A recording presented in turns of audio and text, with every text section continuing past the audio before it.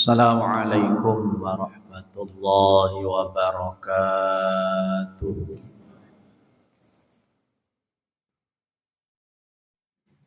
Alhamdulillahilladzi jalla wa ala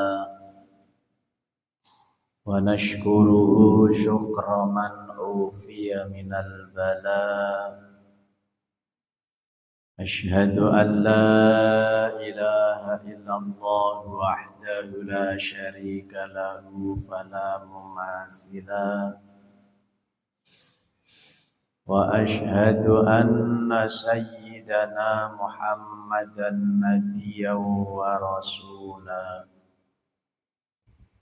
اللهم صل وسلم وبارك على سيدنا وحبيبنا وشفيعنا ومولانا محمد صلى الله عليه وسلم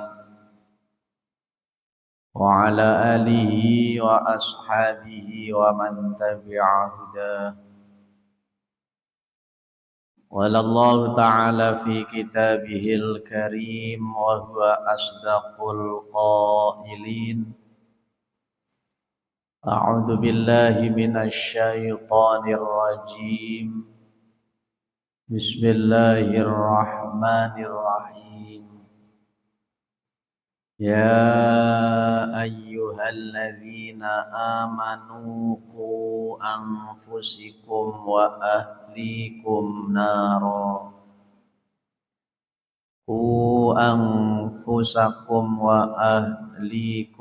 نارا وقودها الناس والحجارة عليها ملائكة غلاد شداد لا يعصون الله ما أمرهم ويفعلون ما يؤمرون.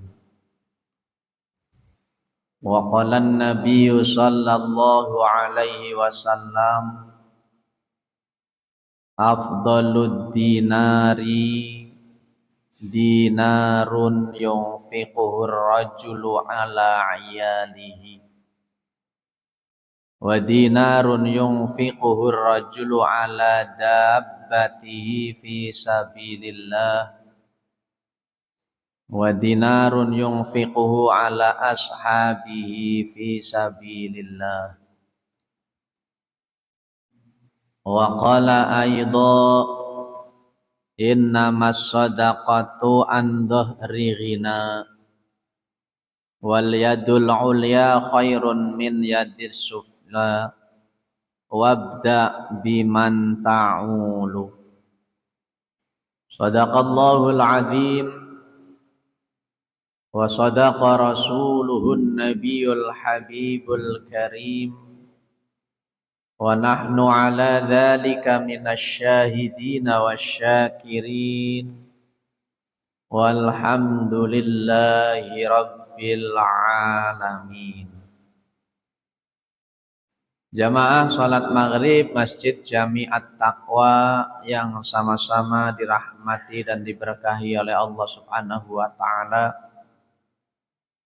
Sebelum kita melanjutkan kajian kitab Tanbihul Ghafilin karangan Imam Abu Lais As-Samarqindi, pada kesempatan malam hari ini tanggal 19 Jumadil Akhir 1447 Hijriah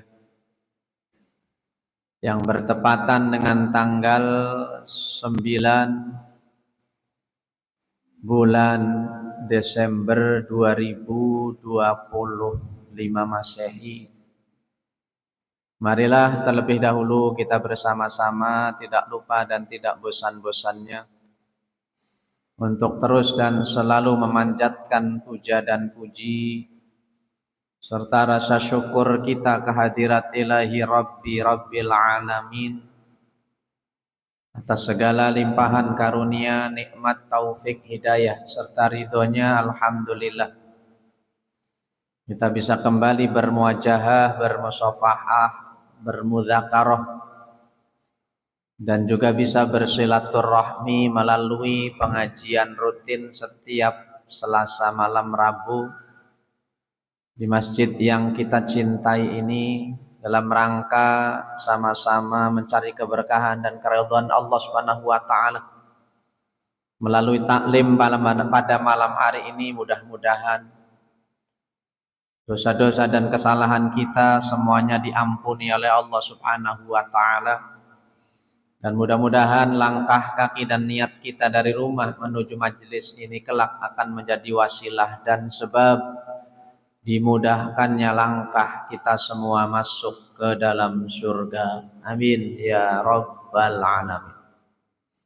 Salawat teriring salam, marilah sama-sama kita sampaikan kepada uswah kita, junjungan kita, yaitu baginda Nabi besar Muhammad sallallahu alaihi wasallam.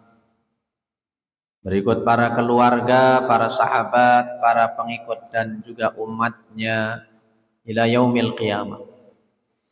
Jamaah Masjid Jami At-Taqwa yang dirahmati oleh Allah Subhanahu wa taala, kita lanjutkan kajian kitab Tanbihul Ghafilin pada malam hari ini.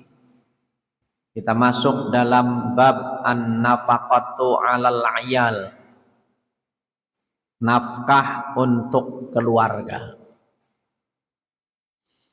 Imam Abu Lais As-Samarqindi mengatakan bahwa Muhammad bin Fadl telah berkata, Muhammad bin Ja'far telah berkata, Ibrahim bin Yusuf telah berkata, dari Ayyub, di mana beliau berkata, ruwiya anna yauman, diriwayatkan bahwa pada suatu hari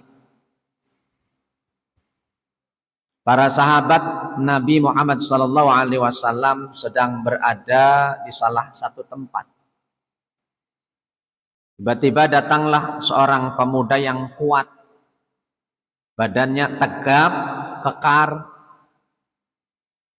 Lalu para sahabat berkata, alangkah baiknya bila pemuda itu menggunakan kekuatannya, ketegapan tubuhnya untuk berjuang di jalan Allah.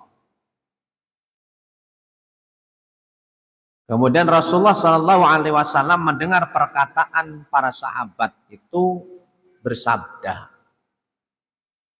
awama fi sabilillahi illa kullu man qatala aw ghaza. Apakah tidak ada berjuang pada jalan Allah kecuali berperang? Artinya menyindir para sahabat yang mengatakan pemuda yang badannya tegap, kekar tadi, alangkah baiknya jika pemuda itu untuk bisa berjihad, berperang di jalan Allah. Tapi Rasul mengatakan jihad fisabilillah itu bukan hanya perang.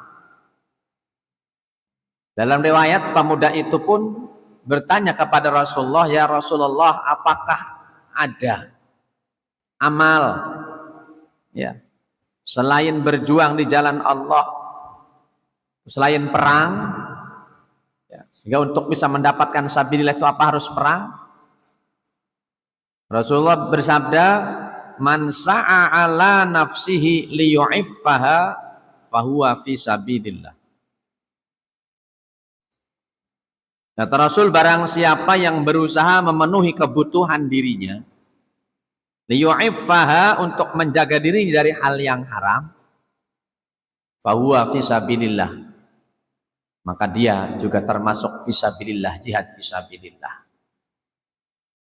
Wa man sa'a ala walidayhi liyu'iffahuma fahuwa fi sabilillah. Dan barang siapa yang berusaha memenuhi kebutuhan dua orang tuanya untuk menjaga keduanya dari hal-hal yang haram,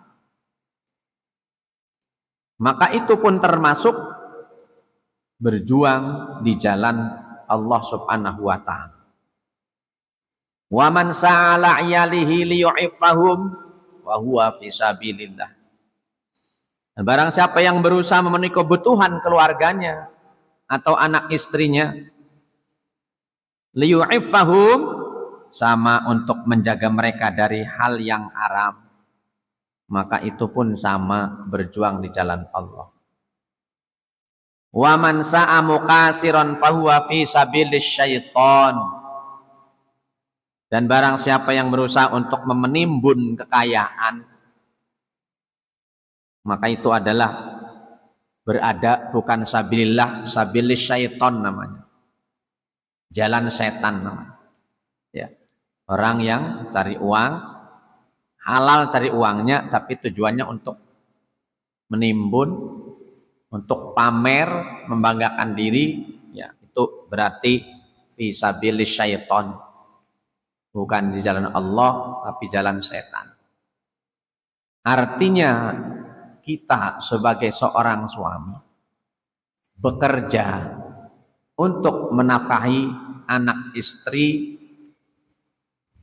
demi agar terhindar dari hal-hal yang haram, maka itu sama jihad fisabilillah. Pun demikian, seorang pemuda yang belum punya anak istri, dia berusaha untuk menjaga dirinya untuk tidak makan yang haram, berbuat yang tidak baik, maka itu juga sama jihad fisabilillah.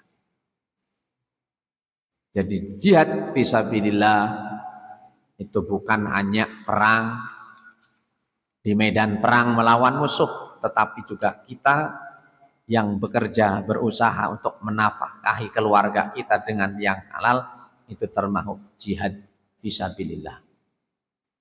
Itu jawaban Rasulullah SAW atas pernyataan sahabat. Kemudian Imam Abu Al-Hasan As-Samarqandi juga berkata, ya, dari Ayyub, dari Abu Qilabah, dari Asma, dari Sauban radhiyallahu anhu, annan Nabiyya sallallahu alaihi wasallam qala, bahwa Rasul telah bersabda, afdhalud dinari dinarun yunfiquhur rajulu ala iyalihi. Sebaik-baik dinar, kalau kita sebaik-baik rupiah, adalah rupiah yang dibelanjakan untuk keluarganya. Adalah dinar yang dibelanjakan untuk keluarganya. Karena mata uang dulu tuh dinar, dirham, dentik. Ya. Real itu baru, tapi dinar, dirham yang dulu pertama muncul istilah. Wa dinarun yunfiquhu rajulu ala dabbatihi. Dan sebaik-baik dinar adalah dinar yang dibelanjakan untuk kendaraannya pada jalan Allah. Kalau dulu, ya, kalau kita motor, ngisi bensin motor itu udah, karena motornya untuk kita kerja, untuk kita ngojek umpamanya, untuk kita berjuang jalan Allah itu sama. Ya, kita ngisi bensin dan sebagainya. Nah, itu sebaik-baik. Makanya walaupun naik lagi ini jangan ngeluh, udah isi aja daripada nggak jalan. Nah, biasa kalau udah mau liburan tahun baru Natal udah naik. Biasa itu lagu lama, jangan kaget. Ya. Tuh. Jadi kita dinar yang kita belanjakan untuk kendaraan kita, selama itu untuk kebutuhan kita, nah itu juga adalah sebaik-baik dinar. Wa dinarun yunfiqu ala ashabihi fi sabilillah. Dan sebaik-baik dinar adalah dinar yang dibelanjakan untuk kawan-kawan, teman-teman, sahabat yang sama-sama berjuang di jalan Allah.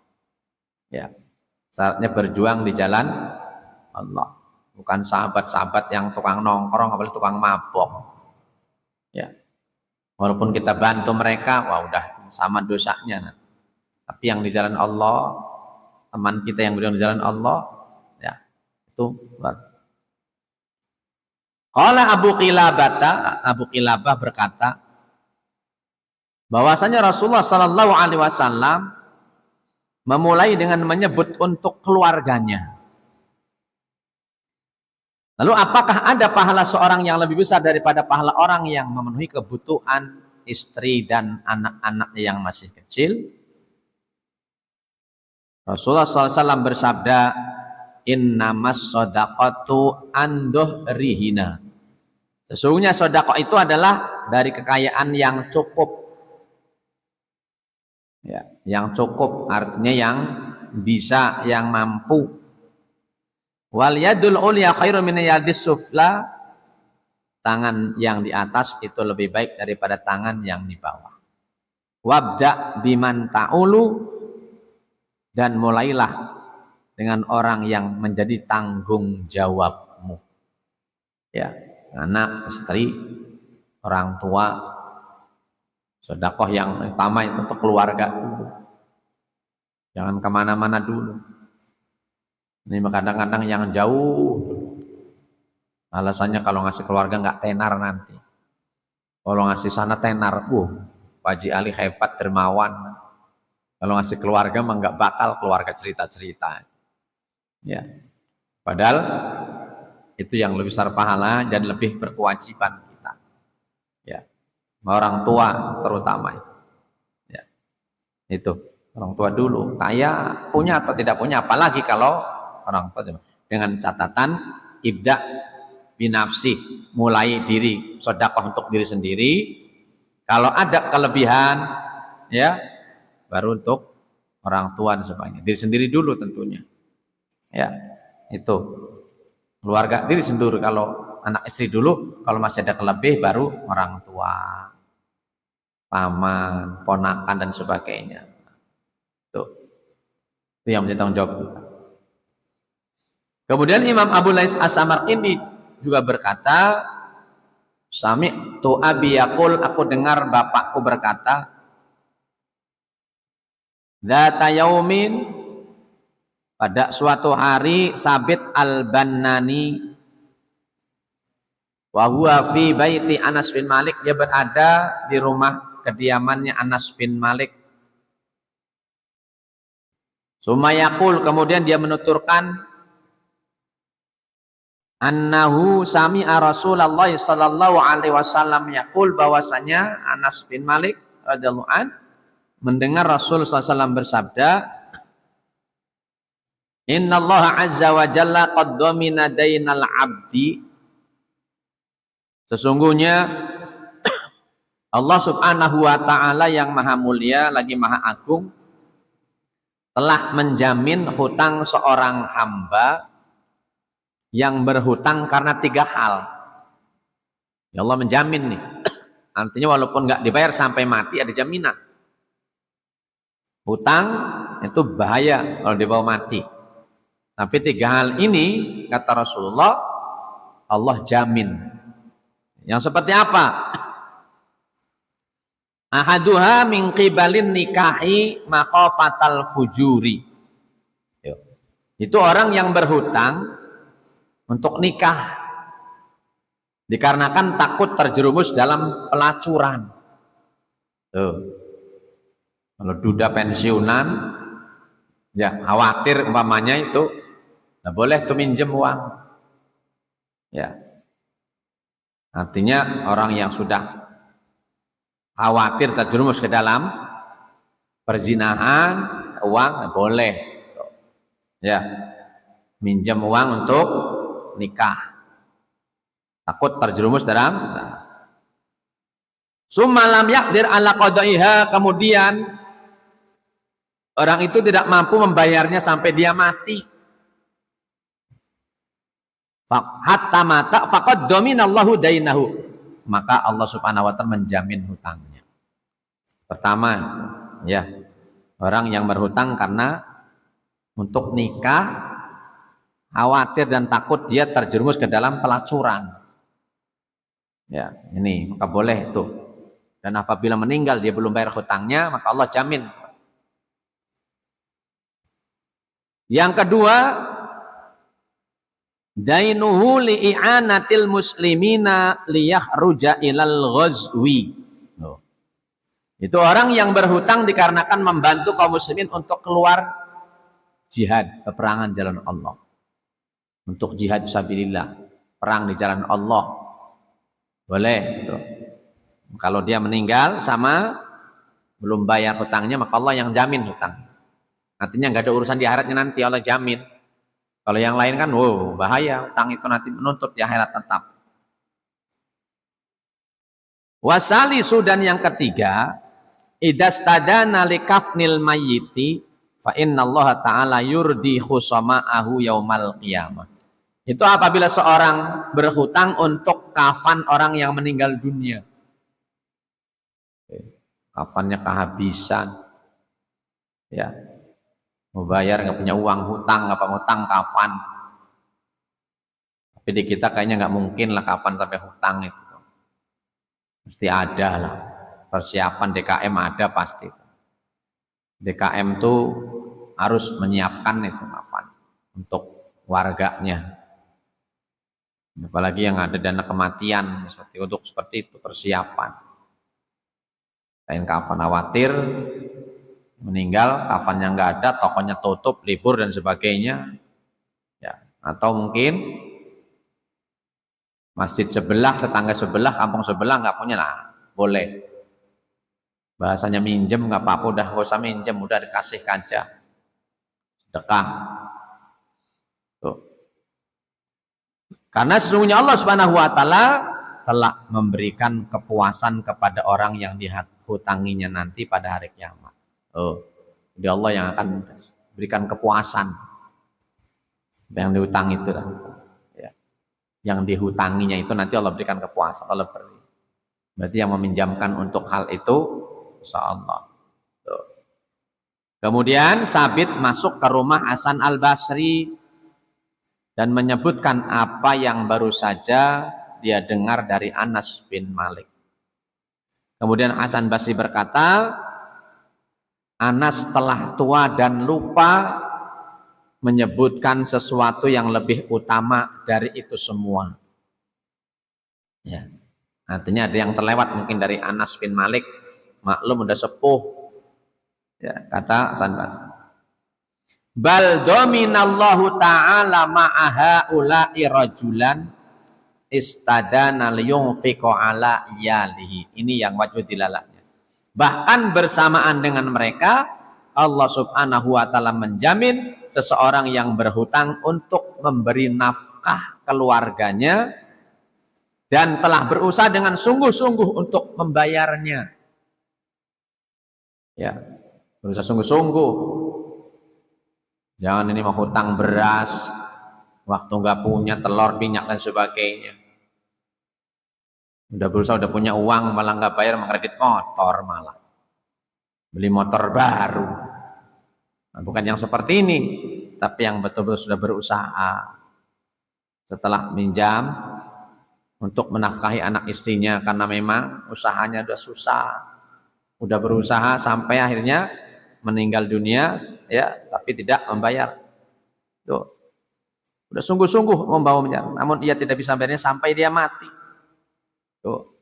Lam yakun bainahu samaihi wa bainahu khusumatun yaumal qiyamah. Maka kata Rasul, tidak ada perkara antara dia dan orang yang menghutanginya nanti pada hari kiamat. Dengan catatan sudah sungguh-sungguh.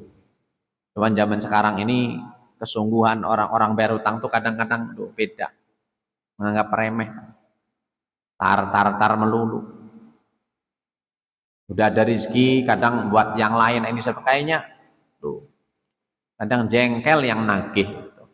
Alasanmu, nggak taunya beli kulkas, kredit motor, beli AC.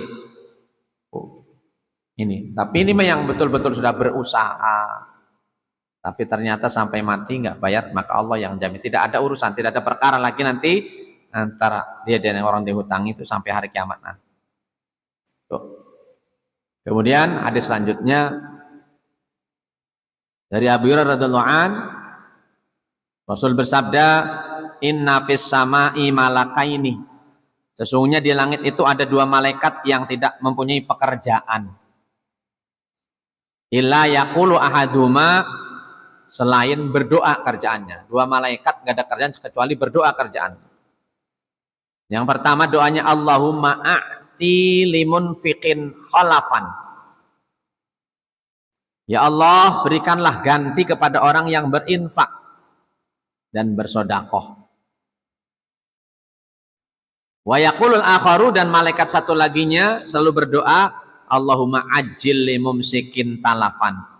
Ya Allah, segerakanlah kerusakan, kebinasaan, kehancuran bagi orang-orang yang tidak berinfak. Tuh. Doa malaikat, dua malaikat tidak ada pekerjaan kecuali itu. Kemudian Rasul juga bersabda, man talabad dunya halalan listighfafan anil mas'alati wa sa'yan ala iyalihi wa ta'attufan ala jarihi jaa yaumal qiyamati wa wajhuhu kal qamari lailatal badri. Man talabad dunya halalan, barang siapa yang mencari dunia dengan halal, cari nafkah, cari rezeki, cari uang dengan halal, listighfafan anil mas'alati, untuk menjaga diri dari meminta-minta. Ya. Walaupun memang tidak haram minta-minta ini, tapi tetap ya. Nabi katakan tuh tangan di atas diberi tangan di bawah, memberi lebih dari minta-minta. Ada baiknya minta-minta daripada merampok, daripada mencuri, daripada nipu. Memang lebih baik minta-minta. Ya. Tetapi yang lebih hebat adalah orang yang berusaha mencari dunia yang halal demi menjaga diri dari meminta-minta. Kemudian wasa'yan ala iyalihi, dan mencari uang untuk menafkahi keluarganya. Wa ta'attufan ala jarihi, dan untuk sayang terhadap tetangganya. Jaa yaumal qiyamati, maka orang seperti itu nanti hari kiamat datang dan mukanya seperti bulan pada malam purnama, ya, seperti bulan purnama, terangnya luar biasa. Tuh.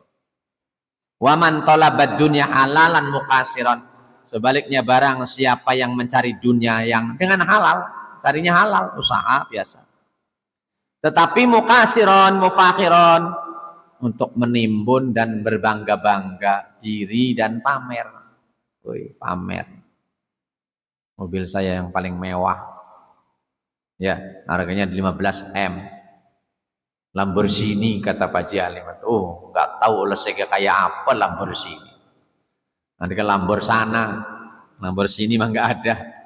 Ya, untuk pamer doang. Halal carinya mah halal. Itu halal, itu apalagi kalau haram. Haram untuk korupsi, dapat korupsi untuk pamer, nah itu lebih. Ini mencarinya halal.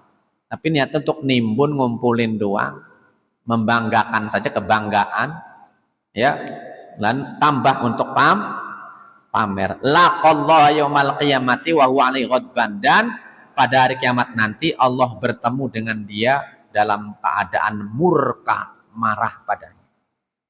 Ya, marah besar Allah kepada orang yang niatnya ngumpulin cari rezeki halalnya hanya untuk pamer. Memang di dunianya nggak dosa, nggak jadi masalah. Tapi kalau cuma untuk pamer, nggak pernah sedekah, kalau masih sedekah mending. Walaupun ada pamer kebanggaan, tapi masih rajin sedekah mending. Ada yang ngimbang. Ya, cuman kadang-kadang yang begitu jarang. Yang ada pelit, mas betul sayang, mending buat koleksi daripada buat sedekah. Kadang pemikiran seperti itu, ya.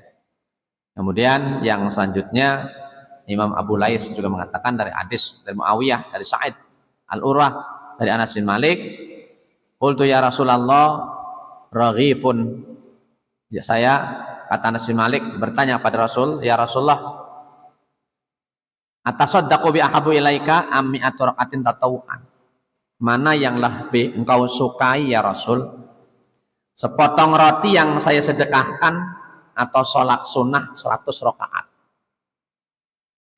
Tanyaan Anas bin Malik, mana lebih kamu sukai, mana lebih utama, sedekah sepotong roti dengan sholat sunnah 100 rakaat? Qala raghifun tatasaddaqu bihi ahabu ilayya, kata Rasul, sepotong roti yang kamu sedekahkan itu lebih aku sukai daripada sholat sunnah 200 rakaat, malah bukan 100 rakaat, 200 rakaat. Qultu ya Rasulullah. Kemudian Anas kembali bertanya, qada'u hajatil muslimi ahabu ilaika ammi aturaqatin tatawuan. Mana lebih engkau suka ya Rasul?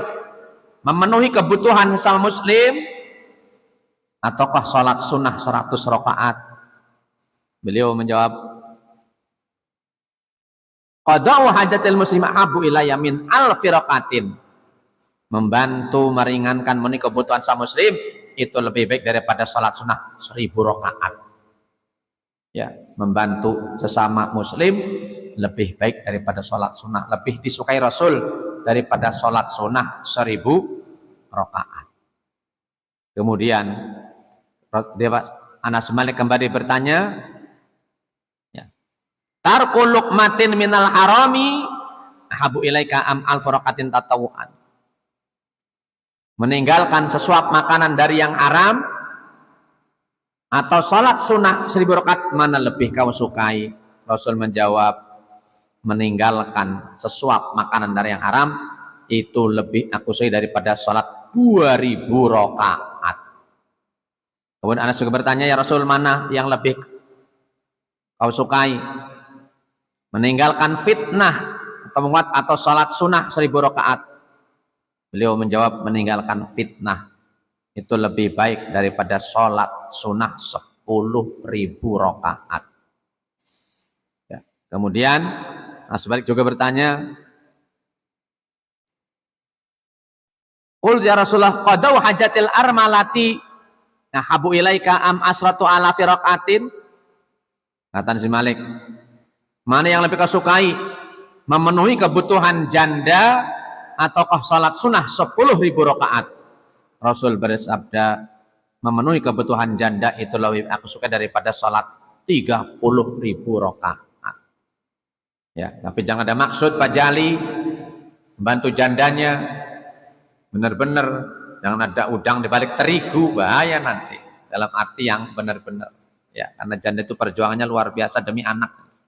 Anaknya yatim lagi kan, seperti itu. Maka membantu itu lebih daripada sholat sunnah 30.000 rakaat.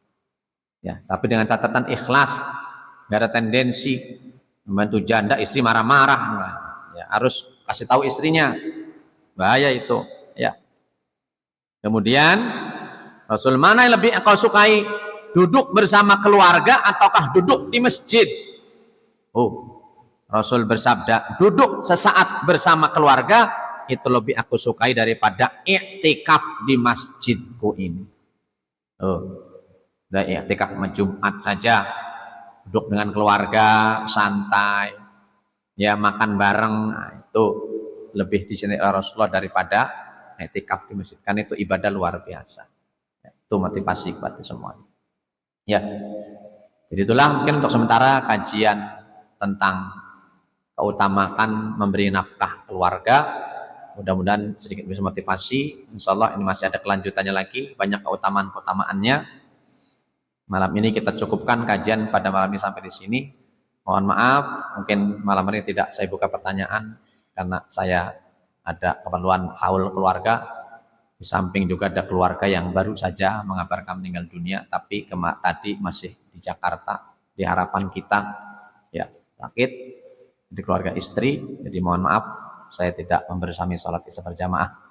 Mudah-mudahan bisa dimaklumi. Demikian mungkin kita tutup kajian malam ini dengan sama-sama baca doa. Subhanakallahumma wa bihamdik, asyhadu an la ilaha illa anta, astaghfiruka wa atubu ilaik. Billahi taufiq wal hidayah wa ridhal inayah. Assalamualaikum warahmatullahi wabarakatuh. Assalamualaikum ya akhi ya ukhti. Assalamualaikum ya akhi ya ukhti.